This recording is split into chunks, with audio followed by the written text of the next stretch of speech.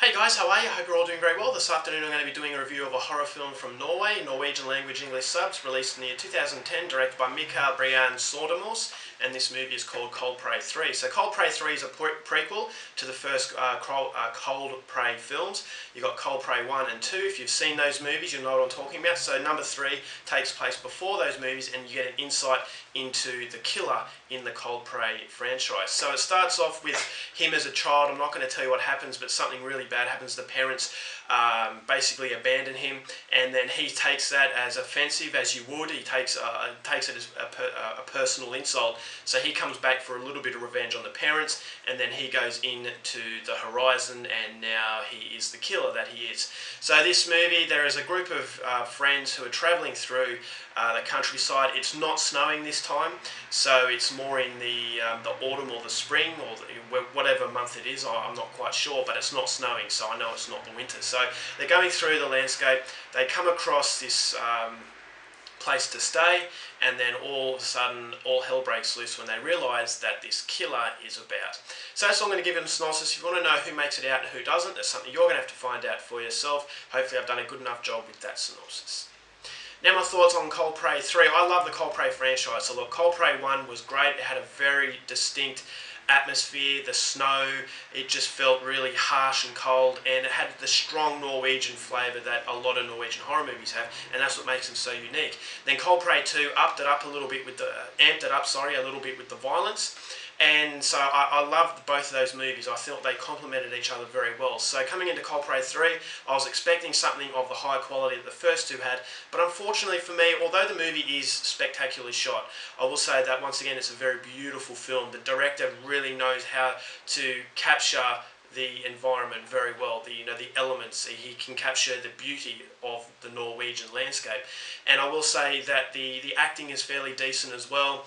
I like the killer. He's this massive guy, but unfortunately for this killer, he's not so memorable. So when you're comparing it to other slasher killers like Jason Voorhees, you've got Michael Myers, he doesn't really fit that mold. So he's big, he's brutal, but he just doesn't have that lasting quality that these other legendary slasher icons have. So that's not a big criticism, because Cold Prey, it doesn't try and be another Friday the 13th. It's just being a European-styled slasher, so I can forgive that. But I will say the villain was pretty good. But unfortunately, the villain, it doesn't really go into the story very well. So you've got about 10 minutes, or 5 to 10 minutes at the start, where you really get an insight into the upbringing of this killer, but it doesn't feel like it's enough. So then all of a sudden, for a prequel, what a prequel is supposed to do, in my opinion, is to give you the mythology behind everything, how everything started. But this movie, it feels like it's rushing how it got started, and it just wants to get into the stuff that you've already seen before in the franchise. So basically what it is a rehash of Cold Prey 1 especially, in that it just turns into a typical slasher, and you think to yourself, what is this contributing to the franchise? And the answer to that is nothing, really. I thought this was just deja vu, and it was quite a weak attempt, and it's by far the weakest film out of the three. Now, I will say that some of the kills are pretty good, but nothing to really remember. It's not an overly gory film. It does rely on its atmosphere, as number 1 did as well. And that is the problem, is that number 1 and the prequel are too similar, and it actually feels like you're watching the same film, and that the prequel element to the movie is wasted. As I said, you get no real insight into this killer that you didn't know before.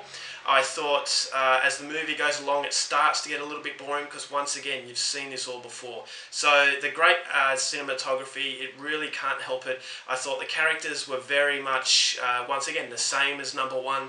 You got the friends, you've got some relationships in there as well, and then bad things start to happen. They scream, they cry that their best friend's dead. But as I said, you don't really cry as a viewer, because you feel to yourself, yeah, okay, this is just a rehash. This is basically just redoing a film that you've already seen. And for a prequel, that is not good enough. I would have liked it to remain in the younger years of this killer. But as I said, at the start of the movie, it just goes over it too quickly, and before you know it, you're into familiar territory, and you think to yourself, well, did this movie need to be made? And a truthful answer to that would be probably no. So overall, I was disappointed with this movie. Very good to look at. As far as production is concerned, it is very, very stylish, as you would expect from Norwegian horror movies. but for me it just felt like deja vu, and as a result of that I can only give Cold Prey 3 2 stars. Alright guys, that's my review. Hope you enjoyed it. Till next time, keep watching movies, and I'll see you later.